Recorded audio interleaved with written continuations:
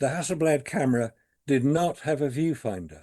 It was taken away because the viewfinder on a Hasselblad camera is on the top of the camera. You look down into it and you're seeing the image as if it came through the lens, which is on the front of the camera. So there's a mirror in the camera, Yeah. which points the image up towards the viewfinder. But because they were wearing their spacesuits, obviously, they couldn't get their head close enough to the viewfinder to use it, so he took it away. So you've got to get a camera and basically point your body where you want to take a photograph. The shutter button on a Hasselblad camera is on the front of the camera. It was enlarged to about 1 inch square because when you're wearing a spacesuit, you're wearing heavy-duty gardening gloves or the equivalent of heavy-duty gardening gloves because you can't wear a spacesuit without gloves. You've got these things. So, Marcus, let me ask you, supposedly Neil Armstrong had a camera mounted on his chest, correct? Yeah. Could he look down and see the image he was supposedly photographing? No, because the viewfinder didn't exist. So there was no viewfinder. He had to just point this box and Yeah. press a button. Yeah, his camera was about here on his chest. Right. So he had to move his body to get the photograph he wanted. He must have been an incredible photographer because the composition is an aesthetically beautiful composition. Everything's in perfect focus, and the Yeah. lighting can't be improved upon. Yeah, and it's not an automatic camera. You have to manually adjust the focus, manually adjust the aperture, manually adjust the shutter speed. There are various settings of the shutter speed, Yeah. various settings of the aperture, and various focus. And quite ridiculously, the Hasselblad cameras used on Apollo, they had a polarizing filter. Now, you can't use a polarizing filter, which you do to remove unwanted reflections. Yeah. You can't use a polarizing filter without a viewfinder. You don't know if you've removed the reflections you want removed. And he had to do all this with these big gloves. He had to make these adjustments with so he couldn't see the image he was photographing from the camera. He had to make adjustments on the camera with these unwieldy gloves, and he had to somehow point it and then press the button to make sure he got the perfect pictures. Yeah. So the camera would need to be adjusted for each one of those photographs. Yeah, because that is the sequence of photographs. There are 7 of them there. There are actually 8 altogether. That's the sequence in which they were taken over a period of about 3 minutes, because that's what the Apollo Lunar Surface Journal says. But he's taken a photograph of Buzz Aldrin at the top of the ladder, got bored watching him, took a photograph of the rubbish bag underneath the lander, noticed there's no blast crater. So he'd had to have adjusted the camera, the settings, because you're photographing direct sunlight at that point. He then takes a photograph of his final, well, possibly one of the landing legs to make sure it wasn't broken. So if it had been broken, who knows what would have happened.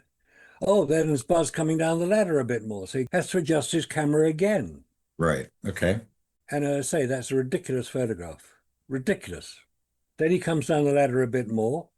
And on the right-hand side, you can see him at the bottom of the ladder. And you can then see in that picture where the sun is shining.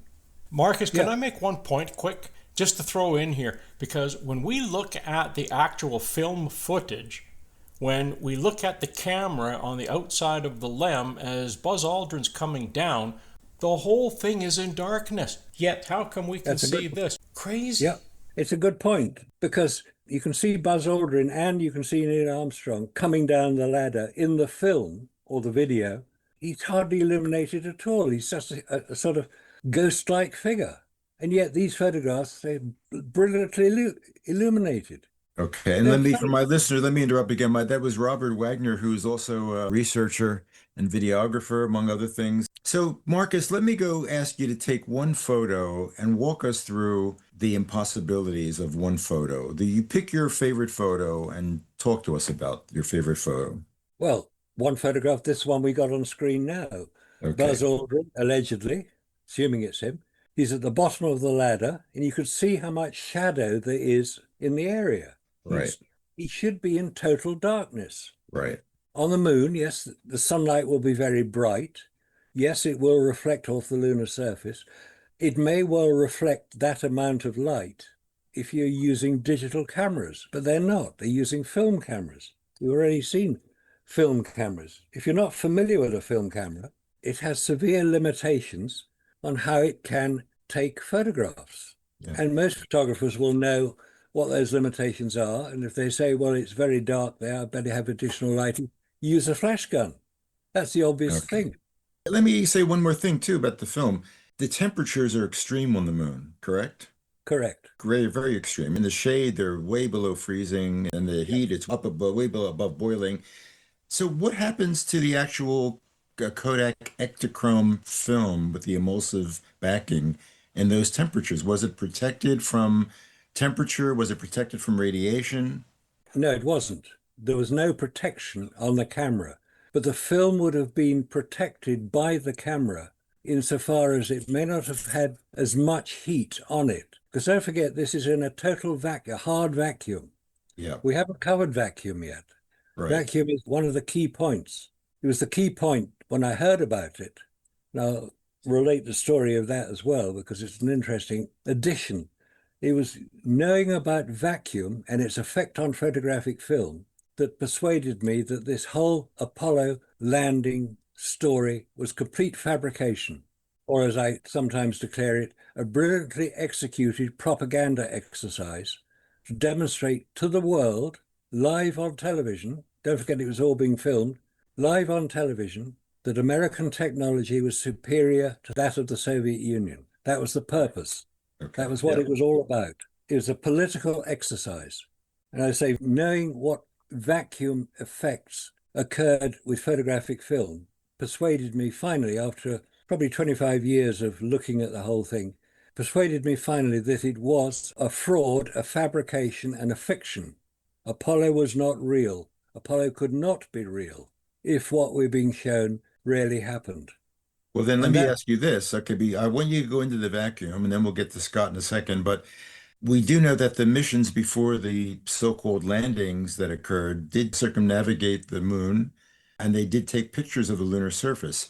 So how did they manage the film on those missions? that's a good point. We haven't really covered the whole vacuum problem, but yes, they did use an unmanned orbiter called the lunar orbiter, not to be confused with the lunar reconnaissance orbiter, which came in Right. 2009. The lunar orbiter launched in 1966 to photograph potential landing sites for Apollo, and it was filmed using photographic film. There it is And there. you notice on the right-hand side, pressure shell. They were pressurized. Oh, And so those unmanned flights had film that was protected from the effects of the vacuum because of the pressurization. yes, it doesn't need much pressure, about 1 pound per square inch of pressure. Okay. Normal Gotcha. atmospheric pressure is 14.7 pound per square inch. Okay. And it's pressurized with nitrogen. And you notice on that schematic Scott just showed, it said hexagon.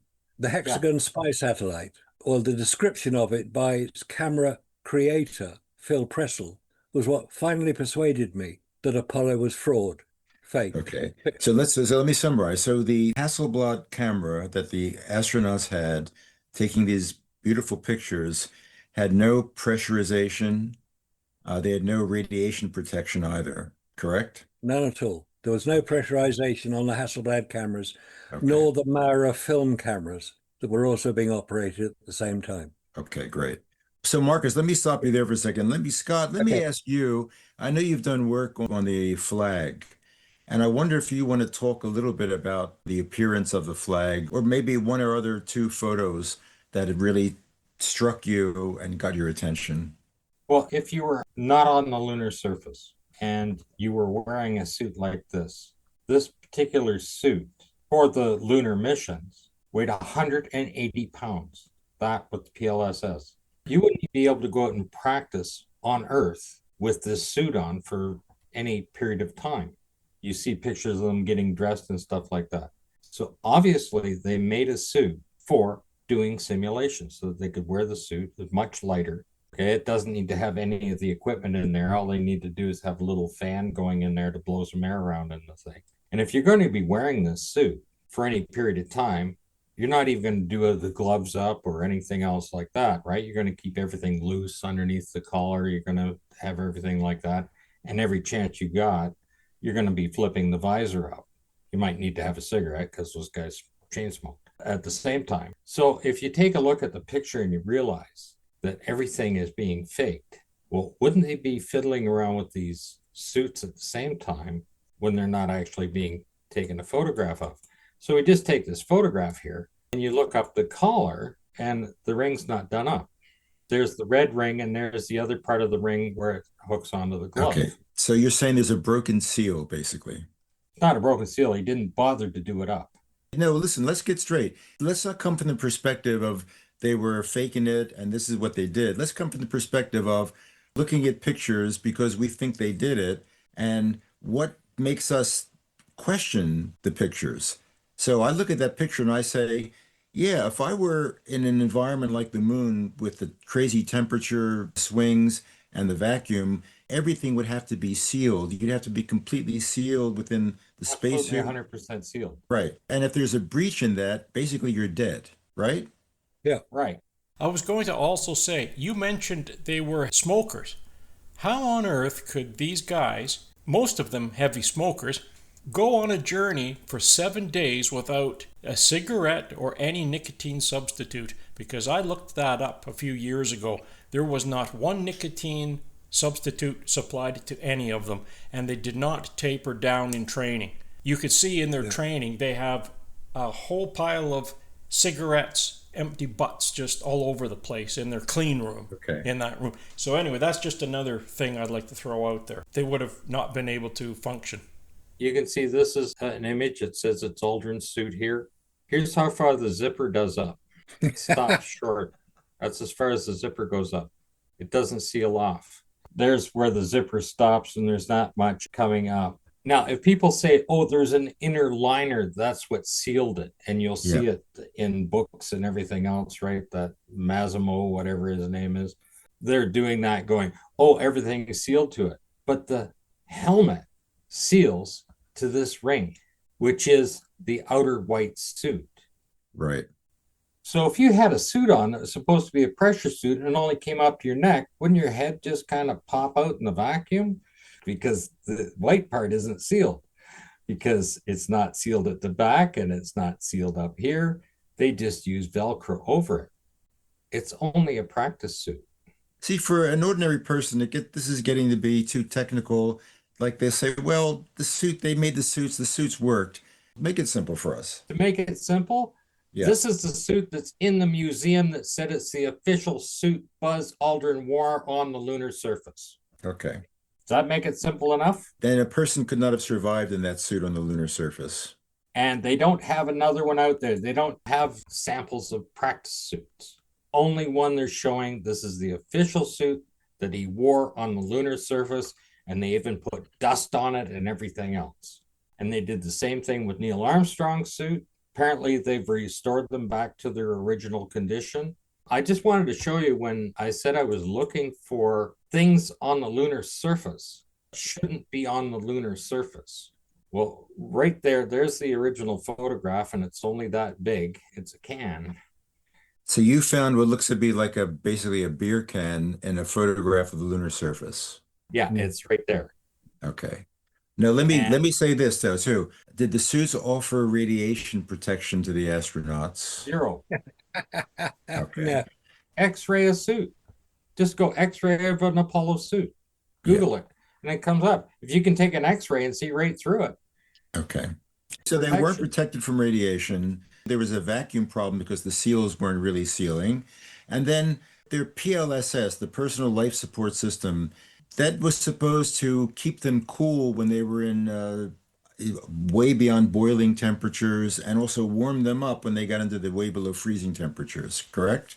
They actually have many models of them designed that are in the different museums out there, and you can go and find pictures of them with all of the detail, right? But you see this little oxygen bottle in there, and compare that to Jacques Cousteau and see how long you can survive. You can go out for 8 hours and he's got 3 tanks on for 45 minutes. And they got this little bottle and say, oh, it runs for 8 hours, and a little tiny battery, and oh, it runs for 8 hours. How do they cool the suits or heat the suits? They have different methods on there. They use water and let the heat absorb into the water, and then they just release it.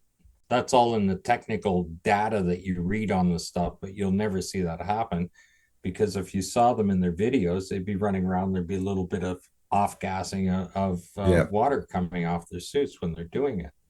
But if Okay. you happen to be on Earth when you're doing that, okay, you don't need to have the pressurization. I was going to show you in that suit that that inner liner they had in there was just kind of bulk to make it look like it's under pressure kind All of right. So stuff. you got the flag up. I've been salivating, so I want to look at this flag with you, Scott. This one is from March to the moon, and they claim they put out higher resolutions of this particular photograph.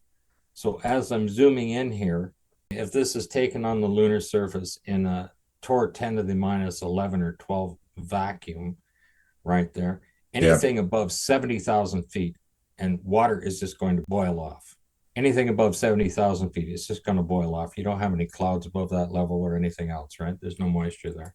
This particular photograph, you can actually see that in the white and even in the red here, when I zoom in, it's wet. You can see the wet spots. And that spot there is actually wet. And then the entire flag, as it's drying back, it was folded up and it was drying on the edges. So it looks like the Coming blue, it's very clear that the blue, that there's moisture in that blue strip right there, like something Yeah. that's okay. You can even see it when you zoom in even closer. You can see the different shading in there where the actual star is absorbing the moisture, but you can see it soaking wet. Then you realize that anybody in the United States, they're all a bunch of flag wavers. I mean, they're going to take a picture of their flag. It doesn't matter what it is, what it's revealing. You can even see the water spots up here as well. Well, see, when you're not looking for it, Scott, you miss all this stuff. You don't even think, Marcus, I wouldn't even think to question those photographs. Or if I were to see that, I would say, yeah, they made it to the moon. Look at these coming down the ladder. It's amazing. The flag is up there. You don't really look beyond, I don't know if you want to call it the surface, but beyond what's presented. Everything is bathed in this glow of a different understanding. Walk into Yeah. one of their museums with all of their space stuff in there, and this is on a wall. It's 12 foot high. Billions of people have seen it. NASA claims it's basically a billion people a year have seen these photographs. So for 50 years, 50 billion views, and nobody noticed it. And now we've got the emperor's new clothing syndrome. What they did was very effective. They convinced us that with the technology that is far inferior to an ordinary cheap cell phone that I can buy, they were able to do the logistics to get there. They were able to protect the astronauts from radiation. They were able to create beautiful pictures, and the film was able to survive all the extremes of radiation and temperature. And then they were able to run around on the go-kart and also to play golf while they were at it, because it was such an easy environment to frolic upon. Yes, but the moon is not a place you should frolic about. The moon Right. is a dangerous place for humans. For humans, not for unmanned craft. There's a difference. Right. We're very delicate little creatures, us humans. We need to live in very controlled conditions. I'll send a link to a video I just watched that came out just on another channel a couple of days ago. I just saw it and watched it, and they were talking about how flawed the moon is on the stuff. And it's not that they're claiming that man didn't land on the moon on this thing. It's pointing out the difference of the radiation, the dust, and the temperature on the lunar surface. Dust, like as far as humans goes, is highly carcinogenic in there, just in its form. And of course, when I talk about the moon being irradiated from its inception from the sun, everybody else goes, oh, there's nothing there. Well, when radiation reacts with radiation all the time, I mean, I've read many documents on the fact that if you get close to the lunar surface, there was even 20, 30, 40, 60, 70 years ago, before the lunar landing, articles out there saying that if anybody would to stand on the lunar surface, their legs would be cooked right off of them.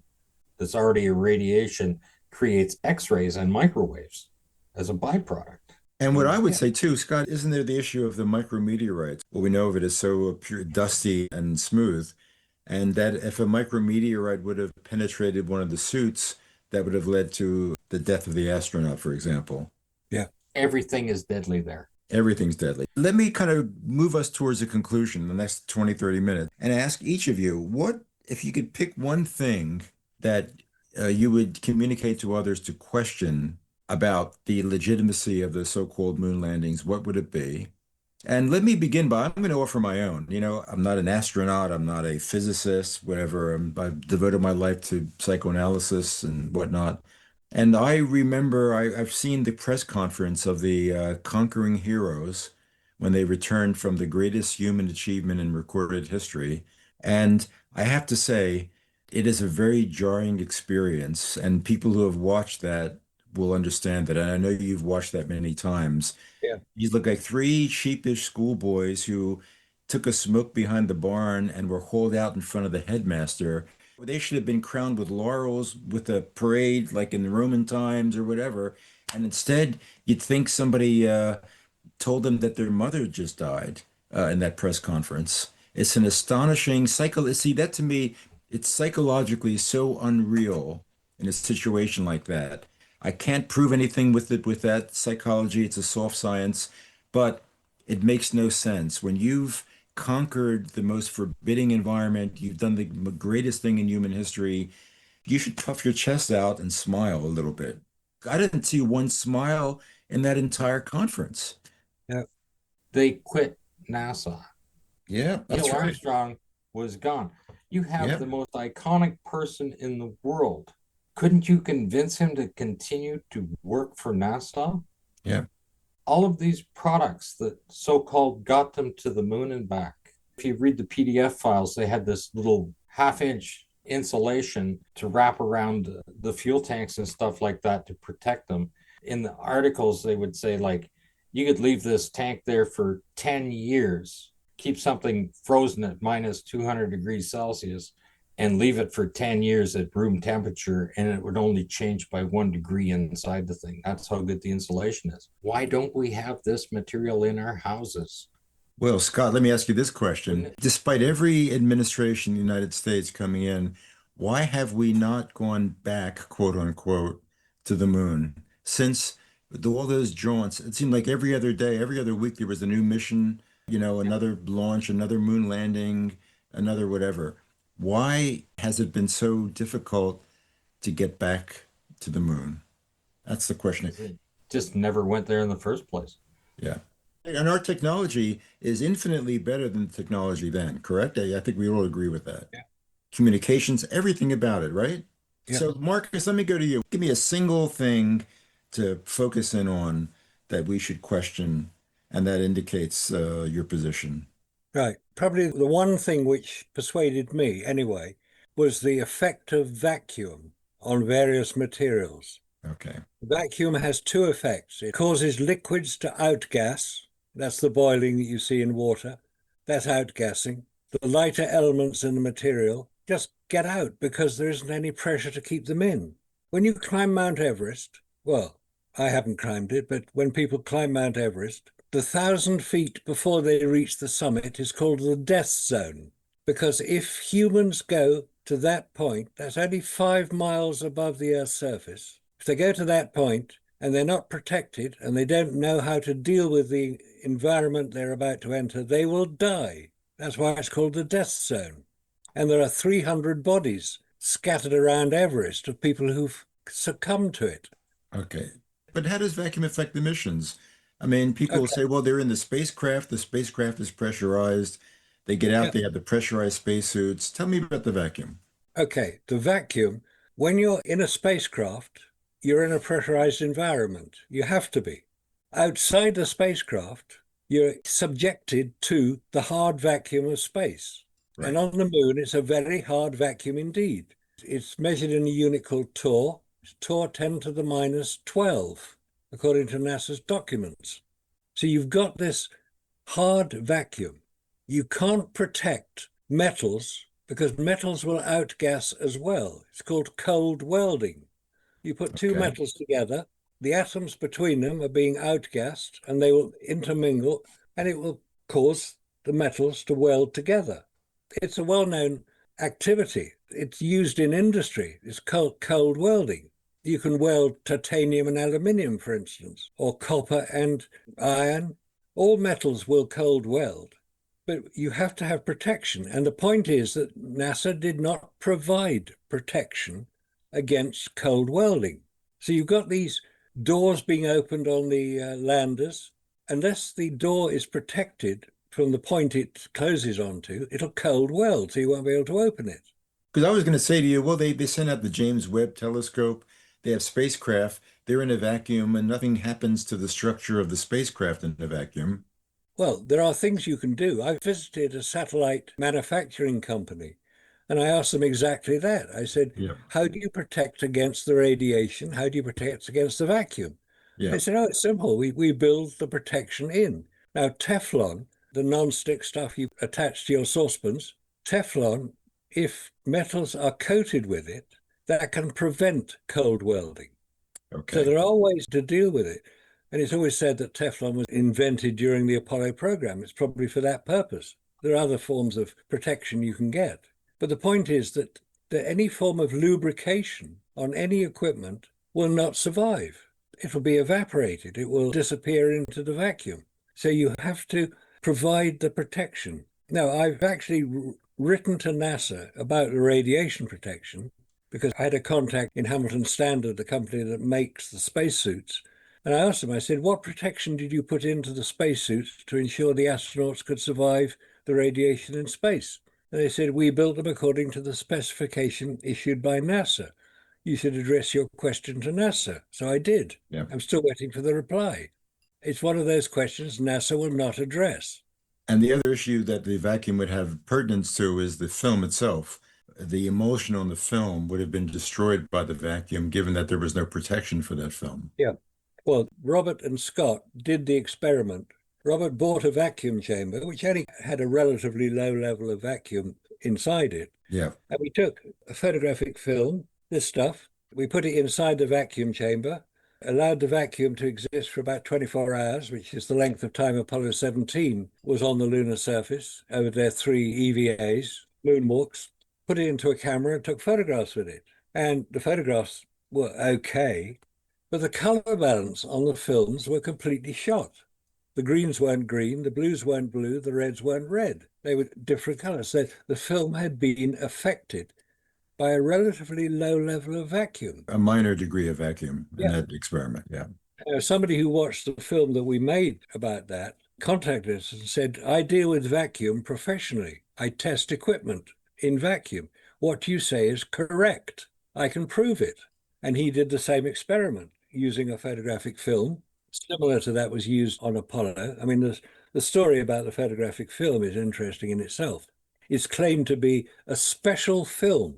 The only thing special about the film used on Apollo, or allegedly used, was the plastic backing was made relatively thin so they could get more into the camera, because the Hasselblad camera has a limited capacity in its magazines. They're mounted on the back of the camera. So they made the plastic backing thin in order to get more films into it, so they could take more pictures, which they did. But that's the only change they made to the photographic film. Okay. There are claims that, NASA used specially made film for space. Nobody's ever seen it. It's one of those stories. There are so many stories that NASA comes up with, or their supporters come up with, which try to explain the anomalies. All right. Well, let's go now. Scott, what about you? What would you point to as the single most important feature or fact about? Now, I say this since even an amateur like myself has been looking into it. There are at least 1,000 inexplicable anomalies that a piker like myself could see. The wet flag is about as solid as evidence as you can get, as far as photographic evidence, and as well as Buzz Aldrin in the door frame there. To further that, I put this picture up here for the particular reason that it encompasses everything from the first person who questioned the moon landing, which is Bill Kaysing, because he said there was no blast crater. This is a composite. This is put together by Ian Reagan from the journal site, which he is all over the fact that they are preserving on the journal site. They're preserving the story of Apollo. Now, when you say it's a composite, is this an actual photograph? This is a composite of several photographs from Apollo 11, with the exception of the fact that they threw the sun in. The sun itself, Ian doesn't understand anything about space. I mean, he works for the journal site. This is not an official photo. This is not a legitimate photo. This is from official photographs from an official person working for NASA, put together a composite out of the sun, because there are no photographs anywhere in the Apollo 11 photos that have a shot of the sun like that. So what's the purpose of his making a photo look like this? For the journal site, they can just play around with anything they want. He thinks it's a beautiful thing to encompass the entire thing to get some kind of extra ambiance or whatever. You're looking at that sun, and what do you see? You see a diffusion of light. And how do you get a diffusion of light? Through Earth's atmosphere. They don't even know when they're putting together a composite. This is my point. We see stars at nighttime. So there's less diffusion of light through the atmosphere at nighttime, so the stars are much more focused. In daylight, when the sun is shining, you see this glow like you see here. In space, there's no atmosphere, so it should be a point of light. And they're showing a diffusion of light. This is how little attention they pay to the details that we look at.